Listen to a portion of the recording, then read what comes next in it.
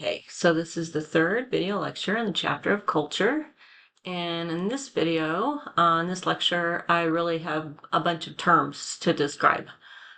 So elements of culture. You've heard me mention some of these before, but chances are these are going to show up on a quiz to understand. Yeah, show up on a quiz. So values and beliefs. Values are subjective, right? So these are the ideas, standards, principles that are held to high regard. Our culture, maybe we value education, monogamy, independence, right? Beliefs are the tenets, the things that we hold to be true. Ideally, right, our ideal culture is thought to be based on our values. So here's a shape that I threatened to show you in a previous lecture. Language, values, and norms. And in an ideal culture, we have a system of language that enables us to communicate our ideals, our values, and those values align up with the way that we act. In an ideal culture, we value education. Everybody has access to education. In an ideal culture, we value independence. Everyone feels independence. We value kindness. Everyone is kind. But this isn't necessarily how ideals standards are not necessarily how we live. That's what we call real. So sometimes there's a disconnect between our ideal culture and our real culture. Social institutions are structures that are set up, organized systems of resources. They have formal rules, and the intention is to meet social goals. So you have an institution, sometimes chapters, actually a whole chapter on social institutions. Education, the system set up to meet educational needs. The healthcare institution, the military, the government, right? Family is an organized system with certain rules that are supposed to meet social needs. Sanctions are fancy words they can be positive or negative, but these are rewards or punishments that are intended to reinforce the ideals and the rules of a culture. When you do what you're supposed to, you get rewarded positively, you get a promotion, you get a date, you get the job, you get a star on your chart. When we don't do what we're expected, we get a ticket, we get a divorce, we lose our job, we get a thumbs down in social media. Reminds me of the show Black Mirror, right? Social institutions, or I'm sorry, sanctions. All of these things act as mechanisms of social control. And social control is just the concept for how do we create a structure, a system, a society where people do what is predicted, right? Where they follow the rules or the norms. Norms is a fancy word for rules. These are the standards of behavior. And you'll notice it's underlined here, right? Because there's actually a quiz question, and that's the answer I want. Ding, ding, ding. That's the answer I want. What's underlined? Norms, the standards of behavior, the rules of a culture, are important because they make life predictable, right? The reason we are expected to show up on time is because other people expect us to show up on time. The reason we are expected to drive on the right-hand side of the road, and the reason there's a sanction if we don't, is because other people expect us to drive on the right-hand side of the road. The reason that we are expected not to cheat, right, is because everything teachers do not necessarily, is built around the premise that you're going to do your own work. So the rules are important because other people are socialized to the rules too. You learn the same set of rules that I learned, and I'm expected to follow them, and I expect you to follow them. So I can securely drive on the right-hand side of the road because I know you have been socialized to drive on the right-hand side of the road, and I can feel safe and secure. The reason that we don't like it when people violate the rules is because they throw us off. They're unpredictable. I don't know what to expect. I mean, think about your friends or, all of your other life situations. What is it about it that upsets you is when they don't do what they said they're going to do. when they're unpredictable. You don't know what to expect, right?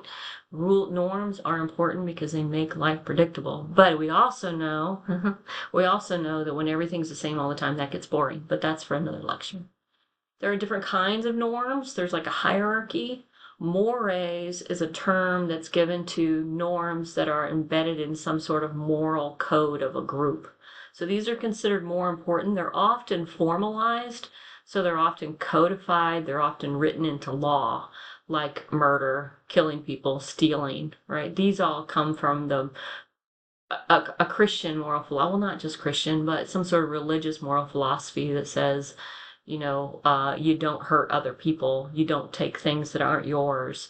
You don't covet things that aren't yours. We have a moral code of right and wrong and the rules that come with those. Folkways are sort of considered to be the lowest and the least formal of the norms. So what your book calls those, they call them without a moral underpinning, but these are the sort of the taken for granted ones. When I walk through a door, I don't let it slam on the person behind me. I don't litter. I'm trying to think of some of the others. Here's a fun one. When somebody asks me how I am, I say I'm fine. Actually, I don't. I like to answer that question more honestly. But the folk ways, the ways, and the little things that we do in order to get along with each other.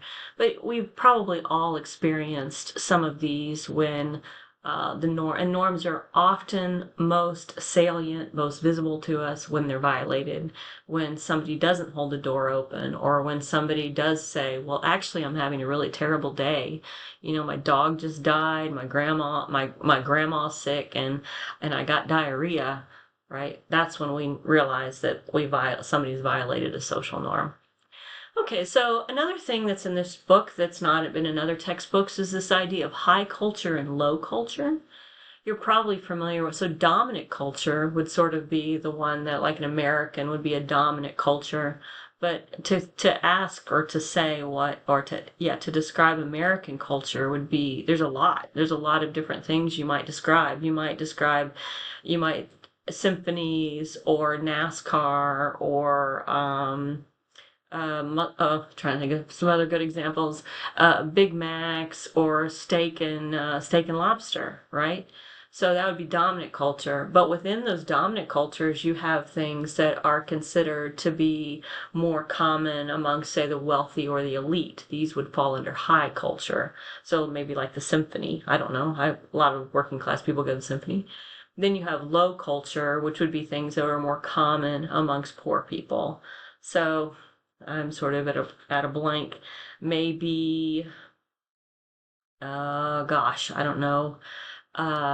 Maybe to go on a cruise would be considered high culture, but to go camping would be considered low culture. I don't know. I'm sort of at a loss to come up with a good example. Popular culture, and that's what the image is intended to represent, are things that are associated with the mainstream.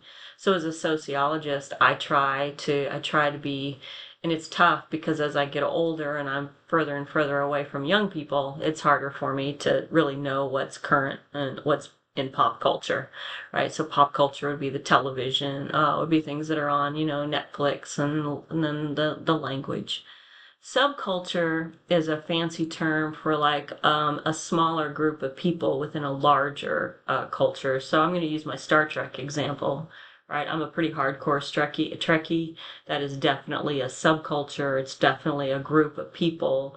Others might be video games or Dungeons and Dragons or sports fans. I don't pay much attention to any sports. But my mom can talk. My mom can talk football. So those would be examples of subcultures. Countercultures and countercultures are thought to be, they are a subculture, so they're a group of people who have distinctive ways of organizing their life within the dominant, but generally we think of counterculture as a group that is in contrary to. So a gang might be considered a counterculture because maybe the gang values law breaking, or maybe they value I was going to say value violence, but I would argue our dominant culture values violence, and that's for a whole nother conversation. So a gang might be a counterculture. Once upon a time, probably in the 60s and the 70s, hippies would be considered a counterculture. Maybe hardcore drug users would be considered a counterculture because they're separate, but they're also in contrast. They're engaging in behaviors that are considered contrary to the dominant culture. But again, if we're truly culturally relative, what is counter? What is sub? Okay, so I'm going to stop right here, and in the next slide, I'll come back and I'll talk more about the next slide. I guess is called cultural change.